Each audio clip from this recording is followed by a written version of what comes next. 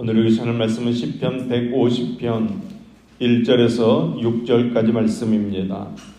시편 150편 1절에서 6절까지 말씀입니다. 시편 150편 1절에서 6절까지 말씀을 저와 여러분이 같이 한 목소리로 읽겠습니다. 할렐루야. 그의 성소에서 하나님을 찬양하며 그의 권능의 궁창에서 그를 찬양할지어다. 그의 능하신 행동을 찬양하며 그의 지극히 위대하심을 따라 찬양할지어다. 나팔 소리로 찬양하며 비파와 수금으로 찬양할지어다. 소고치며 춤추어 찬양하며 현악과 통소로 찬양할지어다. 큰 소리 나는 재금으로 찬양하며 높은 소리 나는 재금으로 찬양할지어다. 호흡이 있는 자마다 여호와를 찬양할지어다. 할렐루야. 아멘, 아멘. 이제 드디어 시편 마지막 말씀까지 이르렀습니다. 3월 27일부터 시작한 시편 강해가 오늘로 끝이 나게 됩니다. 시편은 기도이면서 동시에 찬양입니다. 여러분의 삶 가운데 기도와 찬양이 언제나 넘쳐나기를 간절히 소망합니다. 시편 146편에서부터 150편까지는 모두 할렐루야로 시작해서 할렐루야로 끝나기 때문에 할렐루야 시편이라고 이야기합니다. 그런데 시편 마지막인 150편에서는 할렐루야가 특별히 강조되어지고 있기 때문에 대할렐루야 찬송 또는 대할렐루야 시편이라고 부릅니다. 오늘 본문에 할렐루야가 몇 번 나오는 것 같습니까? 2번 나온다고 생각하지만 실제 원문에 보면 하나님을 찬양하며 이 말이 할렐루야로 되어 있습니다. 그러니까 그것까지 다 합치면 모두 13번이나 나옵니다. 이 짤막한 6절에 13번씩 할렐루야 하나님을 찬양하라가 나오고 있습니다. 그러니까 오늘 본문에는 온통 하나님을 향한 할렐루로 곧 찬양으로 가득 차 있다는 것입니다. 신문 기사를 쓰는 데는 육하 원칙이라는 것이 있습니다. 누가 언제 어디서 무엇을 왜 어떻게 하는 것이 반드시 들어가 있어야 합니다. 오늘 시편 150편도 이 육하 원칙을 잘 지키는 구조를 가지고 있습니다. 1절 말씀은 어디에서에 해당하는 대답입니다. 할렐루야. 그의 성소에서 하나님을 찬양하며 그의 권능의 궁창에서 그를 찬양할지어다. 아멘. 성소에서 찬양하라고 이야기합니다. 성소는 하나님께서 자신을 특별히 계시하시는 곳입니다. 그리고 권능의 궁창에서라고 이야기합니다. 궁창이라는 말은 일상생활에서는 잘 쓰이지 않는 말입니다. 창공이라고 해석할 수 있을 것입니다. 그런데 이 궁창은 창공이라는 말보다는 우주라는 말로 번역하는 것이 하나님의 광대하심을 표현할 수 있을 것입니다.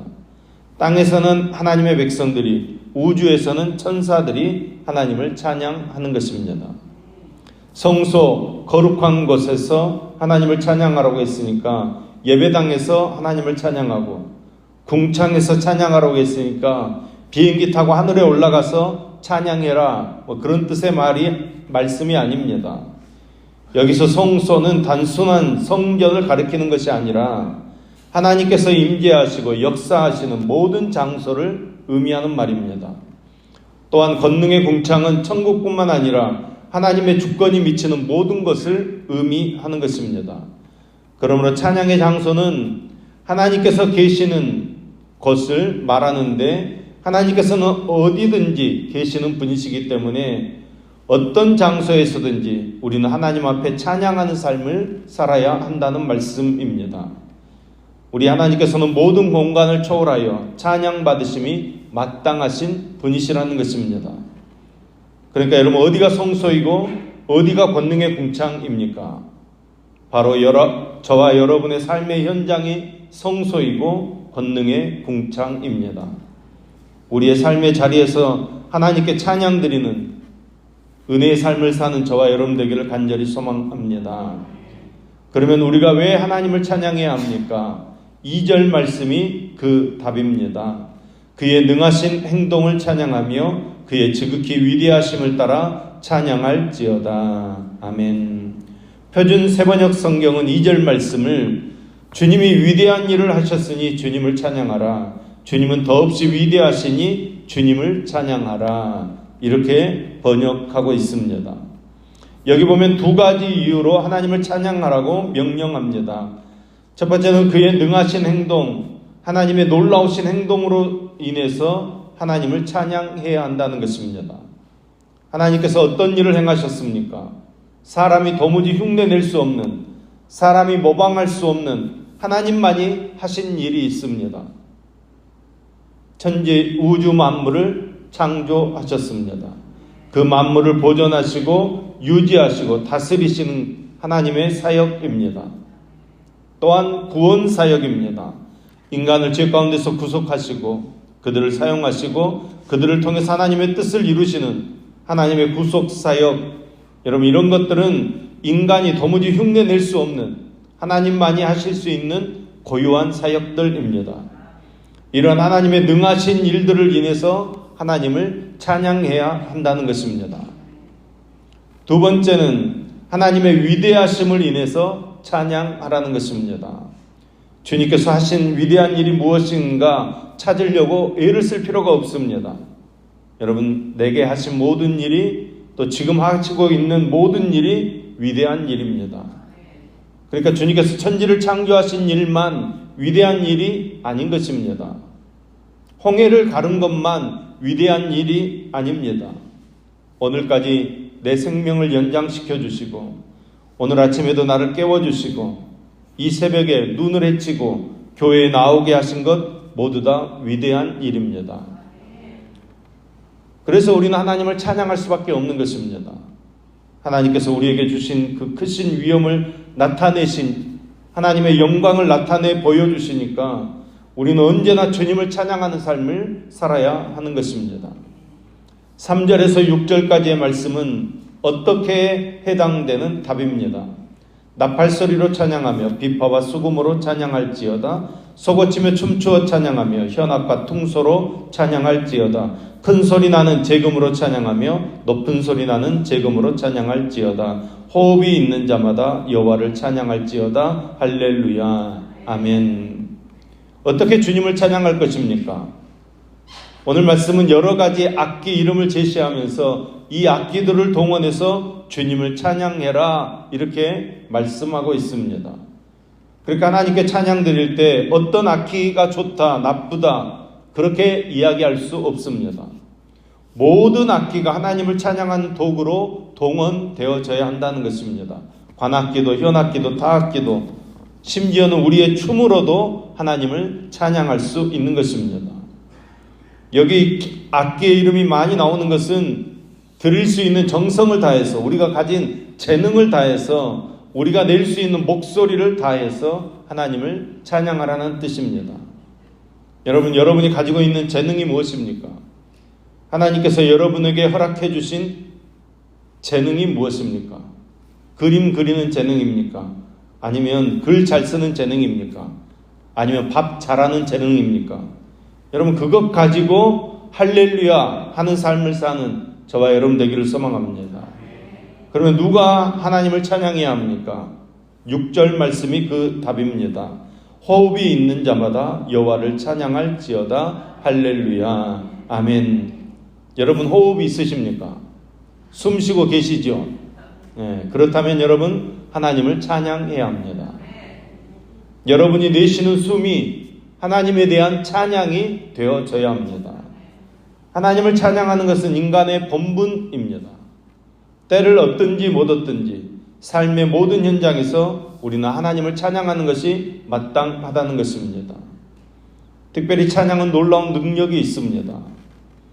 정말로 하나님을 찬양하면 그것이 우리의 신앙이 되어집니다. 하나님과 나 사이의 관계, 하나님에 대한 사랑의 표현, 하나님께 내 마음이 드려지고 내 삶이 드려지고 여러분 그렇게 찬양하는 가운데 나의 삶의 모든 것들이 아름답게 변화될 줄로 믿습니다. 찬양은 우리의 삶의 권능이 되어지는 것입니다. 이제 육화 원칙 중에 언제와 무엇을 찬양해야 하는지 이 두 가지가 빠졌는데 구태여 말할 필요가 없을 것입니다. 여러분, 언제 하나님을 찬양해야 됩니까? 늘 찬양해야 됩니다. 우리의 호흡이 찬양이 되도록 해야 합니다.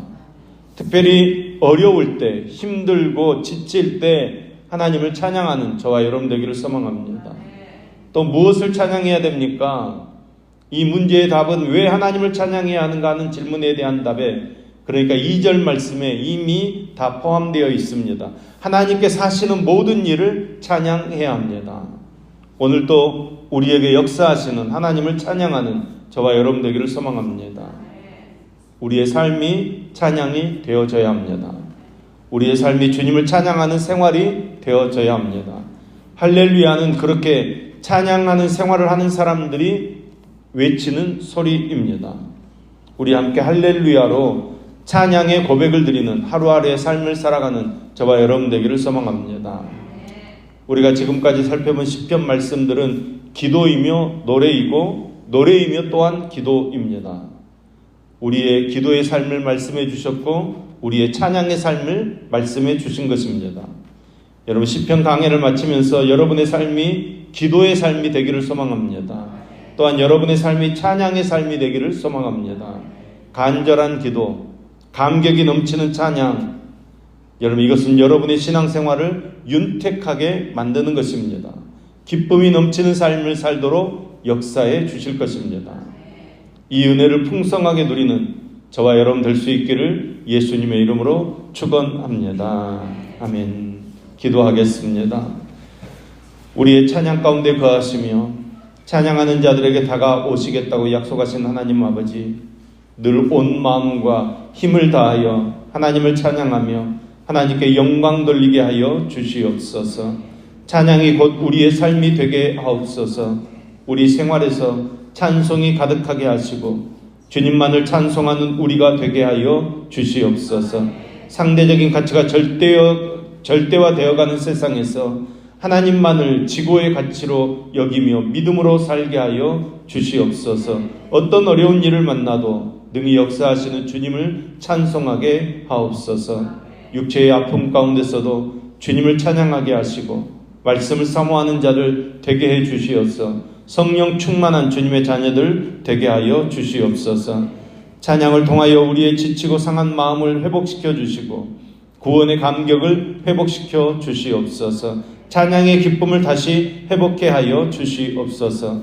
찬양을 통해 하나님께서 주신 놀라운 능력으로 우리의 마음과 삶 속에 하나님의 찬양을 기쁨으로 회복하게 하시고 내게 주어진 삶의 길을 기쁨으로 걸어가는 복된 삶이 되게 하시며 찬양을 통해 흑암의 세력들을 물리치는 십자가의 군사들 되게 하여 주시옵소서.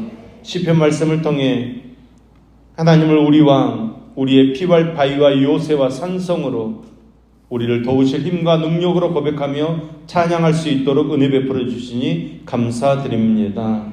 시편의 기도가 우리의 기도가 되게 하시며 시편의 찬양이 우리의 찬양이 되게 하여 주시옵소서. 시편을 통해서 하나님을 만났던 그 만남의 기쁜 은혜와 역사가 오늘 우리의 삶에도 있어지게 하여 주시옵소서. 이 아래 땅에서 삶에서 저 위 하나님을 바라보며 하나님을 향해 나아가고 올라가는 상승신앙의 삶을 살도록 역사해 주시옵소서.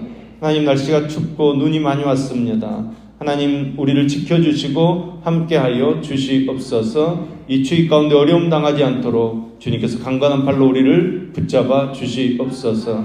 특별히 병상에서 하나님을 소망하며 하나님의 은혜를 구하는 환우들의 기도에 주님 응답해 주시어서 주님 찾아가 주시고 만져주시고 주님께서 치료하여 주시옵소서. 주님의 놀라운 은혜들을 보여주심으로 그 병상의 자리가 주님을 만나는 은혜의 자리가 되어지도록 축복해 주시옵소서. 오늘도 우리가 주님을 찬양하며 주님께 나아갑니다. 삶의 순간순간 하나님을 찬양하며 기뻐하며 감사하며 살도록 우리를 붙잡아 주시옵소서. 하나님의 뜻을 이루는 능력의 삶을 살도록 성령으로 함께하여 주시옵소서. 우리를 붙들어 주시는 예수님의 이름으로 기도합니다. 아멘.